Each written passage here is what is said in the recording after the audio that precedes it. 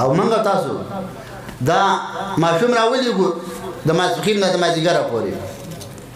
دا ماشومان ګوره دا له پته لګي چې کله په کومه ورځ باندې چوټي که نه او دا ماشومان په کور کې نو ښځې وایي خدای پاکه دا مدرسې ابادې لري هلته دې ښځې تنګي که نه نو ته دوه سوه ماشومان راولېږه ماشوم هم داسې رالېږي د یوه سترګه داسې ګوري د بل داسې ګوري کمیس یې بدل دی پرتوګ یې بدل دی او لاړې بیږي ما له خو د سړي زوی نه رالېږي د شاخۍ تاخۍ زوی رالېږي او چې کوم د سړي زوی دی هغه ممون ماډل سکول له لېږي هغه آرمي پبلک سکول له لېږي د هغه سترګې تورې کړي بوټان له پالش کړي او د هغه وردي څنګه ده او د ده وردي څنګه ده ما له خو د شاخۍ تاخۍ زوی رالېږي او تبلیغیانو هم دغسې ورکوي ښه تبلیغیان ځي او راځي او ځي راځي وایي لکه دا هلک راکړئ دا یو سړی چې د الله په لور کې وځي نو وایي دغه جاښه د سبو ده هغه جاښه یا قرضدار یا یې دماغ کار نه کوي یا لیونی خو یې د پتیرې زوی هغه ورکړي خلک یې بیا تنګي هلکه داسې هلک ورکړه لکه عبدالله بن مبارک